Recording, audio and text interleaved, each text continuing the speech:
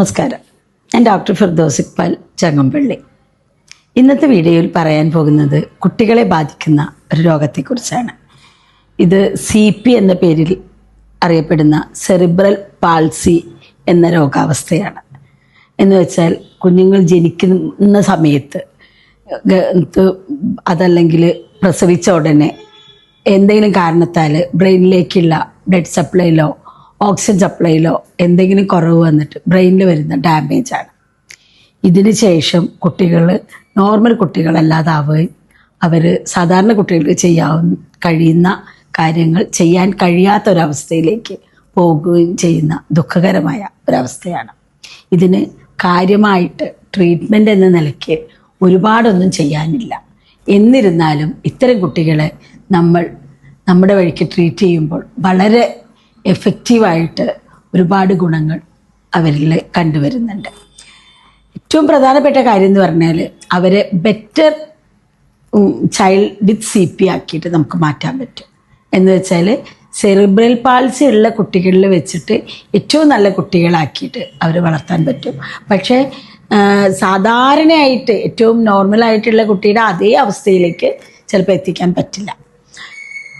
ഇത്തരത്തിലുള്ള ഒരു കുട്ടിയുടെ അനുഭവമാണ് ഇന്ന് ഞാൻ നിങ്ങളുമായിട്ട് പങ്കുവയ്ക്കുന്നത്. ഇത് ഒരുപാട് വർഷങ്ങൾ മുമ്പാണ്, ഏകദേശം ഒരു 20 years ബാക്ക്. അന്ന് എൻ്റെ ഫാദറിൻ്റെ അടുത്ത് വന്നൊരു കേസാണ്. എൻ്റെ ഫാദർ ഡോക്ടർ കുഞ്ഞാലൻ ഗുരുക്കൾ. അദ്ദേഹം ഗുരുവായൂരും ചാവക്കാടൊക്കെ വർക്ക് ചെയ്തിരുന്നു. ആ സമയത്ത് ഗുരുവായൂർ ഒരിക്കൽ അവിടെ തൊഴാൻ വേണ്ടി ബോംബെയിൽ നിന്ന് വന്ന ഒരു ഫാമിലി ആയിരുന്നു. അവർക്കൊരു കുട്ടിയുണ്ട്. ഈ കുട്ടിക്ക് അന്ന് 11 വയസ്സാണ് പ്രായം. പക്ഷെ കുട്ടീനെ എടുത്ത് ഒക്കത്ത് വെച്ചിട്ടാണ് അവർ അമ്പലത്തിലേക്ക് പോകുന്നതും വരുന്നതും.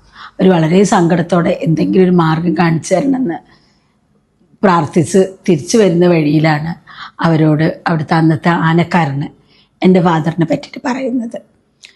അപ്പോൾ അവരാദ്യം വിചാരിച്ചു ഈ ആനക്കാരനൊക്കെ പറയുന്ന ഈ കഥകളൊക്കെ കേട്ടിട്ട് ഏതോ ഒരു ആയുർവേദ വൈദ്യൻ അവിടെ പോകണമെന്ന് ആലോചിച്ചു.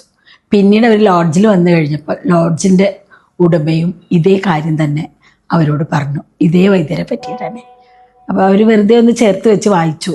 ഗുരുവായൂരപ്പൻ്റെ അനുഗ്രഹം കൊണ്ടായിരിക്കാം ഇങ്ങനെ ഒരാളെ പറ്റിയിട്ട് ഇവിടെ വെച്ച് കേട്ടതല്ലേ, ഒന്ന് പോയി നോക്കാം എന്ന് തീരുമാനിച്ച് ഒട്ടും പ്രതീക്ഷയില്ലാതെയാണ് അവരെൻ്റെ ഫാദറിനെ കാണാൻ ചെന്നത്. അവിടെ ചെന്ന് ഫാദറെ ഡയഗ്നോസ് ചെയ്തതിന് ശേഷം കാര്യങ്ങളൊക്കെ പറഞ്ഞ് മനസ്സിലാക്കി. അപ്പോൾ ഈ കുട്ടിക്ക് ഇടയ്ക്കിടയ്ക്ക് അപസ്മാരം വരും. അപ്പോൾ ഒരുവിധം അവരെങ്ങനെയെങ്കിലും കുട്ടീനെ പഠിപ്പിച്ചൊക്കെ മുന്നോട്ട് കൊണ്ടുവരുമ്പോഴായിരിക്കും ഈ അപസ്മാരം വരുന്നത്. അപസ്മാരം വന്നാൽ ഉടനെ ഹോസ്പിറ്റലിൽ എത്തിക്കണം. അത് കഴിഞ്ഞ് ഡ്രിപ്സ് ഇട്ട് കുറച്ച് ദിവസം ഹോസ്പിറ്റലൈസ് ചെയ്ത് പിന്നീട് തിരിച്ചു വന്നാൽ ആദ്യം ഉണ്ടായിരുന്നതിനേക്കാളും കുട്ടി താഴോട്ട് പോയിട്ടുണ്ടായിരിക്കും. അങ്ങനെ ഓരോ പ്രാവശ്യം ഇതാണ് അവരുടെ അവസ്ഥ. പിന്നെ കുട്ടിക്ക് നടക്കാൻ പറ്റില്ല. ഒരു തലത്തിൽ വോക്കർ വെച്ചിട്ട് ഒന്നും നടക്കാൻ പറ്റില്ലായിരുന്നു. എടുക്കുക തന്നെ വേണം. പിന്നെ സംസാരം എന്തെങ്കിലും 1-2 വേർഡ്സ് ഇങ്ങനെ സൗണ്ടുകൾ ഉണ്ടാക്കുക.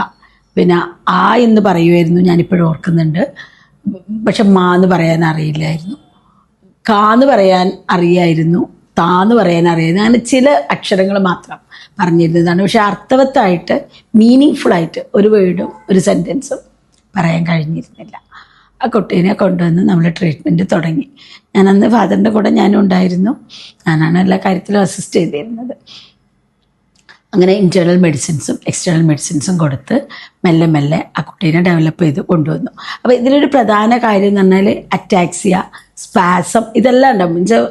ശരീരം ചില മൂവ്മെൻറ്റിന് നമ്മൾ കയ്യെ കൊടുത്ത് അങ്ങനെ വലിഞ്ഞിങ്ങോട്ട് മുറുകും. അതല്ലെങ്കിൽ ചില ഏരിയാസ് വളരെ ലൂസായിട്ട് പോകുന്നുണ്ടാവും. അതുപോലെ കാല് ഒരിക്കലും അവർക്ക് ഫുഡ് കറക്റ്റായിട്ട് നമ്മൾ കാലിൽ വെക്കുന്ന പോലെ അവർക്ക് വെക്കാൻ പറ്റില്ല. അങ്ങനെ പല പല അവസ്ഥയിലുള്ളതാണ് ഇത്തരം കുട്ടികൾ ഉണ്ടാവാറുള്ളത്. ഞാനിപ്പോൾ ഈ കുട്ടിയുടെ കാര്യം എടുത്ത് പറയുന്നുണ്ട്. പിന്നെ ഈ കുട്ടിയുടെ അവസ്ഥ തന്നെ കാല് നിലത്ത് കുത്താൻ പറ്റിയിരുന്നില്ല. ഇനി എങ്ങനെയെങ്കിലും നമ്മൾ കുത്താൻ വേണ്ടി ശ്രമിച്ചാൽ പോലും ഒരു കാല് പാദം വെക്കുമ്പോൾ വേറൊരു ഏരിയ പൊങ്ങി വരും. അങ്ങനെ ഇരിക്കും. മീൻസ് ബാക്ക് കറക്റ്റ് സപ്പോർട്ടില്ലാണ്ട് പിന്നെ കാല് വെക്കാൻ പറ്റില്ല. അങ്ങനെ ഒരുപാട് ഇഷ്യൂസാണ്. ഇതിപ്പോൾ നമ്മളിങ്ങനെ എക്സ്പ്ലെയിൻ ചെയ്യാൻ വയ്യ. എനിവേ അങ്ങനെ ആ കുട്ടീനെ ട്രീറ്റ് ചെയ്ത് മെല്ലെ മെല്ലെ കുട്ടിക്ക് ഇമ്പ്രൂവ്മെൻറ്റ് വന്നു.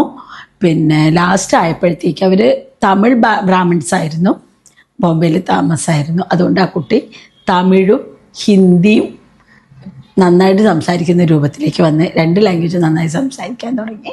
കുറേശ്ശെ ഒരുപാട് വർഷങ്ങളുടെ എഫേർട്ട് കൊണ്ടാണ്. ആദ്യത്തെ വർഷം തന്നെ ഓരോരോ വാക്കുകളും സംസാരങ്ങളൊക്കെ തുടങ്ങിയിരുന്നു. അമ്മ അച്ഛനൊക്കെ വിളിച്ച് തുടങ്ങിയിരുന്നു. അങ്ങനെ ഓരോന്നോരോന്നായിട്ട് ഡെവലപ്പ് ചെയ്ത് വന്നു.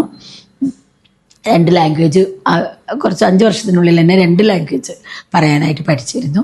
പിന്നീട് അതിന് ശേഷമുള്ള കാലത്ത് ഒരു ഇംഗ്ലീഷും പഠിച്ചു. സ്പെഷ്യൽ സ്കൂളിൽ ചേർക്കാൻ പറ്റുന്നൊരു രീതിയിലായി. വിത്ത് സപ്പോർട്ട് ഒരു വാക്കർ വെച്ചിട്ട് നടക്കാനുള്ള കണ്ടീഷനായി. അങ്ങനെ മെല്ലെ മെല്ലെ കുട്ടി ജീവിതത്തിലേക്ക് വന്നു. അപ്പോൾ ഇത്തരം സന്ദർഭങ്ങളിലത്തെ എല്ലാം നമ്മൾ നോക്കാനുള്ളത്, പലപ്പോഴും നമ്മളിങ്ങനെ ഒരു കുട്ടികൾ നമ്മളുടെ കുടുംബത്തിലാണെങ്കിൽ നമ്മൾ വിചാരിക്കും ഒന്നും ചെയ്യാനില്ല, ഇത് വിധി, ഇനിയൊന്നും ചെയ്യാനില്ല. പലയിടത്തും അന്വേഷിക്കുമ്പോഴും ഒരു വ്യക്തമായ മറുപടി കിട്ടില്ല. അപ്പോൾ ഉപേക്ഷിച്ച പോലെ, വിധിക്ക് വിട്ടുകൊടുത്ത പോലെ അത്തരം കുട്ടികളെ ഉപേക്ഷിക്കരുത് എന്നാണ് എനിക്കിതിൽ പറയാനുള്ളത്. ഇതുകൂടാതെ ഒരുപാട് അനുഭവങ്ങളുണ്ട്. പക്ഷേ എനിക്ക് എൻ്റെ ആദ്യത്തെ അനുഭവങ്ങളിലൊന്നായതുകൊണ്ട് ഞാൻ ഈ കുട്ടീനെ പ്രത്യേകിച്ച് എടുത്ത് പറയുന്നത്, ഒരുപാട് വർഷക്കാലം നമ്മളുടെ കൂടെ തന്നെ ഉണ്ടായിരുന്നു. നല്ല ട്രീറ്റ്മെൻറ്റൊക്കെ കിട്ടി. ഇപ്പോൾ ചെറിയൊരു ജോലി ചെയ്തിട്ട് സുഖമായിട്ട് ജീവിക്കുന്നുണ്ട്. ഇത്തരത്തിൽ ഒരിക്കലും ഇത്തരം നമ്മളെ ജന്മനാളുള്ള രോഗം എന്നൊക്കെ പറയുന്ന രോഗങ്ങളിൽ കുട്ടികളെ ഉപേക്ഷിക്കരുത്. അവർക്ക് വേണ്ട വിധത്തിൽ ട്രീറ്റ്മെൻറ്റ് ചെയ്താൽ നല്ല നിലയിൽ ഇമ്പ്രൂവ്മെൻറ്റ് ഉണ്ടാക്കാൻ കഴിയുകയും അവരെ സാധാരണ ജീവിതത്തിലേക്ക് കുറേയൊക്കെ തിരിച്ചു കൊണ്ടുവരാൻ കഴിയുകയും ചെയ്യും.